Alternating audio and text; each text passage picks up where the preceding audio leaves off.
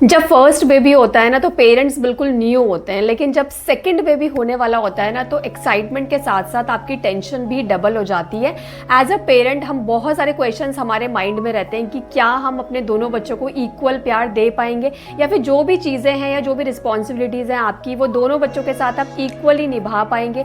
क्या जो मेरा फर्स्ट चाइल्ड है वो जेलस तो नहीं फील करेगा, या फिर मेंटली या फिजिकली हम इतने स्ट्रांग हैं कि हम ये सब चीज़ें हैंडल कर सकते हैं। तो अगर आप भी ये सब चीज़ें फील कर रहे हैं तो आज ये वीडियो आपके लिए ही है।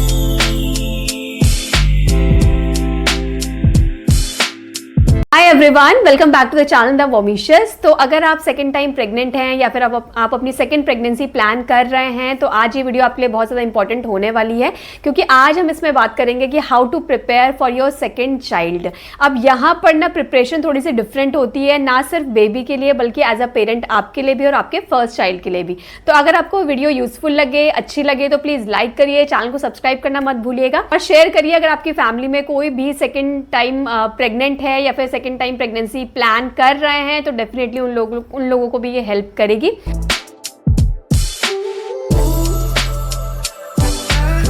First thing is mental preparation. अब सेकेंड बेबी के लिए सबसे पहले तो पेरेंट्स का माइंडसेट रेडी होना चाहिए, क्योंकि हर बच्चा डिफरेंट होता है और आपका जो एक्सपीरियंस है फर्स्ट टाइम का वो यहाँ पर आपका सबसे बड़ा एडवांटेज, क्योंकि आपको पता है कि न्यूबॉर्न केयर क्या होती है, स्लीपलेस नाइट्स का क्या मतलब होता है। बट स्टिल सेकेंड बेबी के साथ आप एक्सपीरियंस्ड पेरेंट होते हो, परफेक्ट पेरेंट नहीं होते हो। तो अपने से ना ज्यादा एक्सपेक्टेशंस मत रखिए कि हर चीज बिल्कुल परफेक्ट होगी, नहीं, ऐसा बिल्कुल भी पॉसिबल नहीं है। स्पेशली फॉर सेकेंड टाइम आपको इस टाइम पे प्रैक्टिकल पेरेंट बनने की जरूरत है और पेरेंट्स कभी भी परफेक्ट नहीं होते हैं। मुझे ऐसा लगता है कि आपको अपनी गलतियों से सीख कर इस टाइम पर बेटर पेरेंट बनने की कोशिश करनी चाहिए।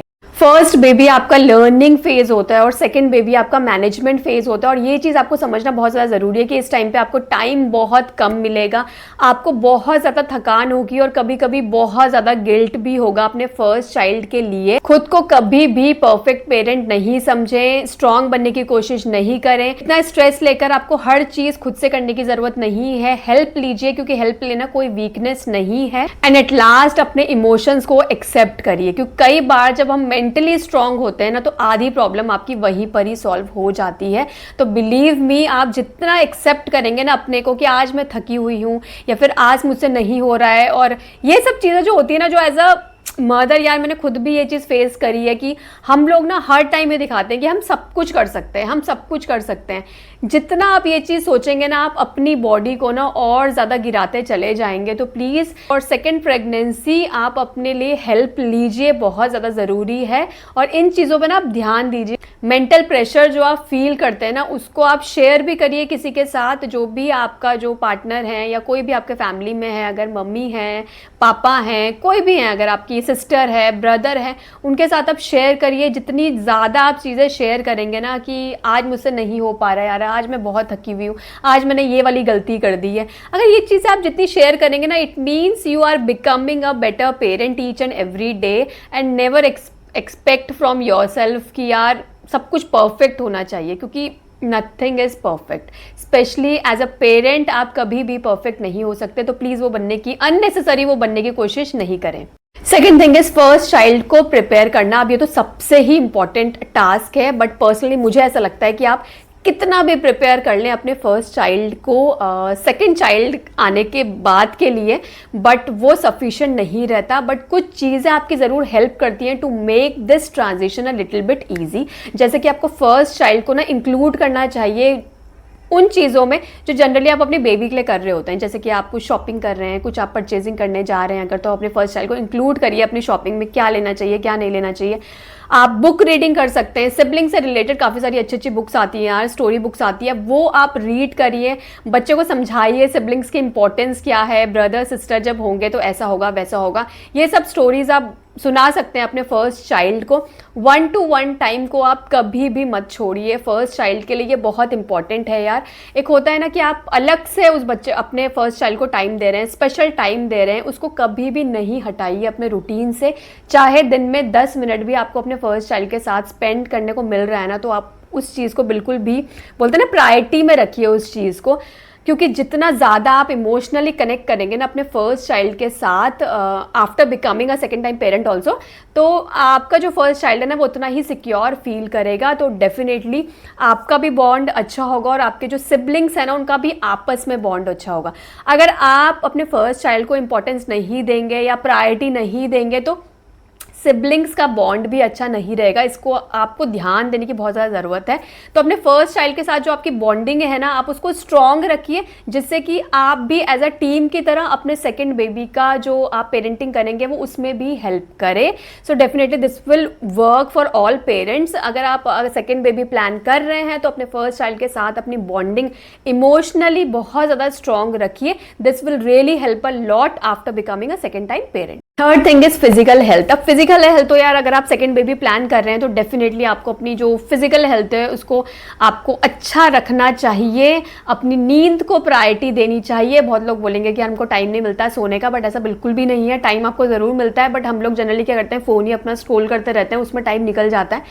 आपको अपने नींद को इंपॉर्टेंस देनी है। और इस टाइम पे क्या होगा ना, जब आप सेकेंड टाइम प्रेग्नेंट होंगे तो आपको उतना क्योंकि मिलेगा नहीं रेस्ट करने को। तो जब भी आपको टाइम मिल रहा है ना, आधा घंटे का टाइम मिल रहा है, 1 घंटे का टाइम मिल रहा है, आपका फर्स्ट चाइल्ड जब स्कूल जा रहा है तो उस टाइम पे आपको टाइम मिल रहा है, तो आप प्लीज़ उस टाइम पे रेस्ट को आप इंपॉर्टेंस दीजिए, प्रायोरिटी दीजिए, क्योंकि उससे आपकी फिजिकल हेल्थ पे काफ़ी ज़्यादा फर्क पड़ेगा। सेकेंड टाइम पे हम लोग बोलते हैं ना कि इतना रेस्ट नहीं कर पाते, क्योंकि हमको फर्स्ट चाइल्ड के ही बहुत सारे काम करने होते हैं यार। उनका स्कूल भी देखना है, घर भी देखना है, काफ़ी सारी चीज़ें होती है, मैनेज करनी पड़ती हैं। And never ever compare your pregnancy to your first pregnancy, because every pregnancy is different. तो बिल्कुल भी कंपेयर मत करिए कि ऐसा हुआ था मुझे फर्स्ट टाइम पे, तो इस टाइम पे मुझे ऐसा हो रहा है। कभी भी मत करिए ये सब चीज़ें। डॉक्टर्स के जो विजिट है वो रेगुलर रखिए, हो सके तो अपने फर्स्ट चाइल्ड को भी इंक्लूड करिए उन सब चीज़ों में। चाहे आप अपने सोनोग्राफी के लिए जा रहे हैं, किसी भी चीज़ के लिए जा रहे हैं, फर्स्ट चाइल्ड को भी इंक्लूड करके रखिए इन सब चीज़ों में। बच्चों को भी बहुत ज़्यादा मज़ा आता है ये सब चीज़ें देखने में ना। अगर आप मेंटली खुश है ना तो फिजिकल हेल्थ आपकी कहीं ना कहीं मुझे लगता है कि सही ही रहती है।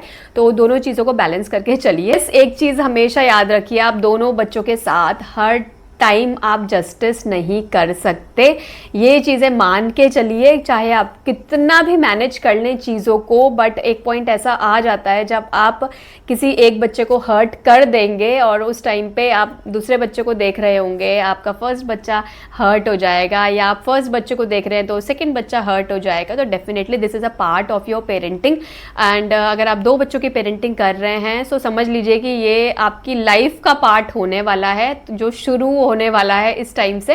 तो इन चीज़ों के लिए रेडी रहिए और अपने को बिल्कुल भी आप कम मत समझिए कि आप किसी से कम है या फिर आप पेरेंटिंग जो है वो अच्छी नहीं कर रहे हैं। Unless and until you tried each and every day come a good parent, so you are a good parent. Next thing is daily routine preparation. अब सेकेंड टाइम पे ना आपकी जो प्रिपरेशन ही होती है ना, बस यही सबसे ज़्यादा इंपॉर्टेंट होती है। कोशिश करें कि अपना रूटीन जो है वो सेट रखिए और फर्स्ट चाइल्ड के रूटीन को कम से कम शफल करने की कोशिश करिए, क्योंकि फर्स्ट चाइल्ड का रूटीन ना आपको ऑलरेडी बना हुआ होता है और सेकेंड टाइम का सेकेंड आपका बच्चा जो है उसका रूटीन आपको बनाना होता है। तो जो नया रूटीन आपको बनाना है ना तो वो आप फर्स्ट चाइल्ड के अकॉर्डिंग बनाइए। बैकअप रखिए, हमेशा किसी की हेल्प ले। प्लानिंग आपकी हमेशा परफेक्ट नहीं रहेगी, तो फ्लेक्सिबल रहिए चीज़ों के। मतलब ऐसा नहीं सोचिए कि यार ये मैंने आज ऐसा सोचा हुआ था तो ये ऐसी ही होना चाहिए। अगर मैंने सोचा था इस टाइम पर मुझे अपने एक बच्चे को सुला देना है और दूसरे बच्चे के साथ मुझे क्वालिटी टाइम स्पेंड करना है तो मुझे ऐसा ही करना है, क्योंकि कई बार क्या होता है ना, ये रूटीन जो होता है वो गड़बड़ हो जाता है। तो थोड़ा सा फ्लेक्सिबल रहिए चीज़ों के, जिससे आप मेंटली थोड़ा सा स्ट्रेस फ्री रहे। स्टार्टिंग में एटलीस्ट जो भी आप मील्स बना रहे हैं उनको बहुत ही सिंपल रखिए, ज़्यादा कुछ फैंसी करने की कोशिश नहीं करिए, क्योंकि बहुत ज़्यादा स्ट्रेसफुल हो जाएगा। अगर आप मील्स भी साथ साथ देख रहे हैं अपने फर्स्ट बच्चे की और सेकंड बच्चे की आप पेरेंटिंग कर रहे हैं तो यार बहुत ज़्यादा डिफिकल्ट हो जाता है स्टार्टिंग में एटलीस्ट। तो keep it simple as possible as you can. Second time पे परफेक्शन नहीं, प्रिपरेशन ही काम आती है और इस चीज को आप गांठ बांध ले। इतना ज्यादा आप मैनेज करके चलेंगे ना चीजों को तो चीजें परफेक्ट खुद ब खुद हो जाएंगी। सो पहले से मत सोचे कि मुझे परफेक्ट करना है सब कुछ। आप चीजों को सिर्फ मैनेज करिए एंड धीरे धीरे जो है वो हर चीज आपकी लाइनअप होती चली जाएंगी।